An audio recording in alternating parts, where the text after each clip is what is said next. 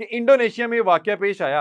एक शख्स को इस तरह का सवाल करना इतना महंगा पड़ गया कि वो उसके लिए जानलेवा साबित हुआ। ये मामला है जारी है। इनका नाम असगीम इरियांतो था। ये अपने हमसाये से बार बार पूछा करते थे कि तुम्हारी शादी क्यों नहीं होती। स्कूल ने इसकी शादी ना होने पर इसका मजाक उड़ाया। इसने उस शख्स को पीटना शुरू कर दिया, उसके सर पे डंडे बरसाना शुरू कर दिया और वो इस चीज पे इतना सीखपा हो गया कि उसने डंडे मार मार के इसको मार दिया। आपने शादी क्यों नहीं की या आपकी शादी क्यों नहीं हो पा रही? आपने अक्सर देखा है कि बहुत से जो कंवारे हजरात होते हैं, वो मर्द हो या औरत हो, उन्हें इस तरह के सवालात का सामना करना पड़ता है। लेकिन एक शख्स को इस तरह का सवाल करना इतना महंगा पड़ गया कि वो उसके लिए जानलेवा साबित हुआ। ये मामला है क्या? इसकी आपके साथ तमाम तर डिटेल जो है वो भी शेयर करते हैं। नाज़रीन, पाकिस्तान में आपने ये देखा होगा कि हर शख्स अपनी ज़िंदगी में वो जो भी मामलात कर रहा है या अपने गोल्स को लेके वो जितना भी इंटरेस्टेड है, नहीं है, वो एक चीज़ है। लेकिन आपने देखा कि हर शख्स को दूसरे की ज़िंदगी में बहुत ज़्यादा इंटरेस्ट है कि दूसरे की ज़िंदगी में क्या चल रहा है। दूसरे ने अभी तक शादी क्यों नहीं की? या शादी कर ली है तो किससे की है? उसकी बीवी काम क्यों कर रही है? अगर उसकी बीवी काम नहीं कर रही तो वो क्यों नहीं कर रही? या ये खाला की बेटी थी या फूफो की बेटी थी कि ये शादी अभी तक हुई नहीं तो क्यों नहीं हुई, या हो गई है तो ये लव मैरिज थी या अरेंज मैरिज थी। हम अपनी जिंदगी में कुछ करें ना करें, हम दूसरे की जिंदगी को तंग भी कर रहे होते हैं, उसका जीना हराम भी कर रहे होते हैं और उससे ये तमाम तर सवालत पूछ के उसको जो है एहसास कमतरी में भी मुब्तला कर रहे होते हैं। फिर एक बहुत बड़ा सवाल कि आपकी तनख्वाह कितनी है, तुम्हारी उम्र निकलती जा रही है। हमारे यहाँ इस तरह के सवाल सुनने को मिलते हैं, लेकिन यहाँ पे वो बंदा खुद ही जो है वो एहसास कमतरी का शिकार हो जाता है, अपने आप को जो है लो फील करता है और उसको कहता है जी जी बस लगे हुए हैं, दुआ कर दें इस तरह। लेकिन कई बार इस तरह के सवाल जो हैं वो आपके लिए जानलेवा भी साबित हो सकते हैं। और ये आज की जो स्टोरी है उन तमाम हजरात के लिए जो अपनी लाइफ पे कम और दूसरों की जिंदगी पे ज्यादा फोकस करते हैं। और ये वही लोग हैं जो दूसरे को कभी तरक्की नहीं करने देते। और वो जो एक आम शख्स होता है वो सिर्फ इन्हीं को सोच के कभी कोई बड़ा कदम नहीं ले सकता कि लोग क्या कहेंगे। उनके लिए सबक आमोज है कि इंडोनेशिया में ये वाकया पेश आया कि एक साहब थे जिनकी उम्र 60 साल बताई जा रही है। इनका नाम असगीम इरियांतो था और ये एक रिटायर्ड सरकारी मुलाजिम थे। ये अपने हमसाये से बार बार पूछा करते थे कि तुम्हारी शादी क्यों नहीं हो रही, तुम शादी क्यों नहीं कर लेते। एक दिन वो शख्स नहीं बर्दाश्त कर सका, पता नहीं किस मेंटल स्टेट में होगा, तो उसने किया ये कि वो अपने घर गया और एक लकड़ी का डंडा लेके आया और इस शख्स के घर में घुस गया। और रात के 8 बजे के करीब 29 जुलाई का ये वाकया है, इसने उस शख्स को पीटना शुरू कर दिया, उसके सर पे डंडे बरसाना शुरू कर दिया। वो जो 60 साल बुजुर्ग था वो वहां से भागा, उसकी बीवी भी वहां पे मौजूद थी।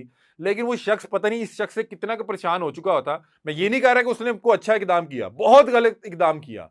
अब सारी उम्र उसको इसकी सजा काटनी पड़ेगी। लेकिन पता नहीं वो शख्स इससे बार बार क्यों पूछ रहा था, उसकी अपनी मेंटल स्टेट क्या थी, क्या वजह थी, को ब्रेकअप हो गया, डिवोर्स हो गई, या क्या मामला थे, फाइनेंशियल क्या मामला थे कि उसकी शादी नहीं हो पा रही थी। ये बार बार उसे पूछता था और वो इस चीज पे इतना सीखपा हो गया कि उसने डंडे मार मार के इसको मार दिया। इवन कि अपने घर से भागा, इसको अहले इलाका ने पकड़ लिया।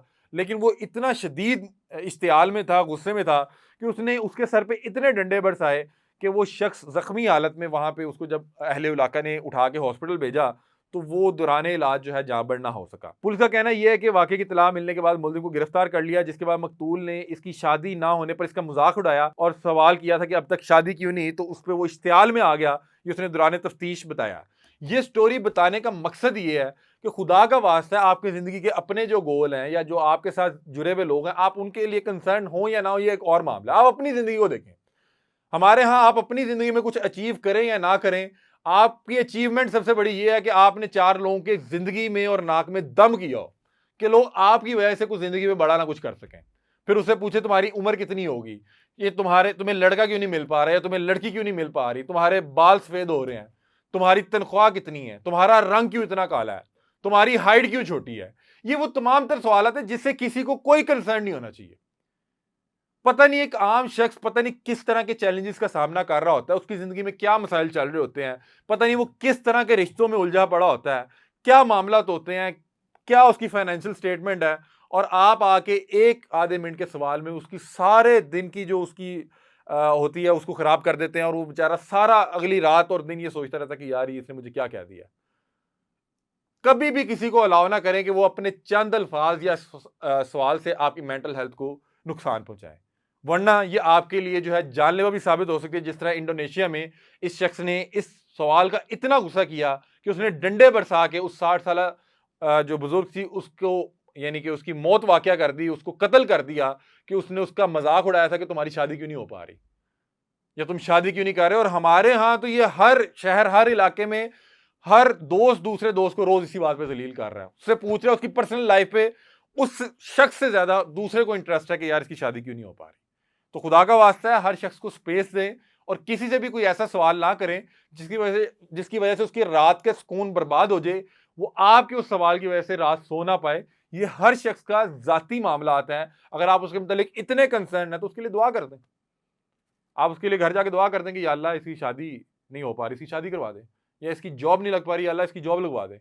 बजाय कि आप बार बार उससे पूछें और वो आपको बार बार बता के एहसास कमतरी में मुब्तला हो और वो पूरी रात आपके सवाल को सोच सोच के परेशान हो और सो ना पाए, उससे बेहतर है कि आप ऐसे लोगों को, मैं कहता हूं कि जो नेगेटिव एनर्जी के हामिल लोग होते हैं, जो आपके ख्वाब पे बिलीव नहीं कर सकते, उनको अपनी जिंदगी से निकाल दें। जो आपको, आप उनसे बताएं कि मैं ये करना चाहता हूं, वो आगे हंसें कि ऐ तू किवें कर सकना है, उनके बेटे तू टाइम ना निकल जा। ऐसे तमाम अफराद को जो नेगेटिव एनर्जी के हामिल होते हैं, जो आप उनसे कभी अपना ख्वाब या अपना गोल या अपनी कोई स्ट्रगल बताते हैं तो वो आपका मजाक उड़ाते हैं, उन सबको डिलीट कर दें, उनके एक दफा हो जाएं, अपनी जिंदगी से दूर कर दें। यही कामयाबी का एक तरीका है। जब तक आप सोचेंगे नहीं, ख्वाब नहीं देखेंगे, तो वो पूरे कैसे होंगे। अभी तक के लिए अपने मेजबान अली हमजा को दीजिए इजाजत। अल्लाह हाफिज।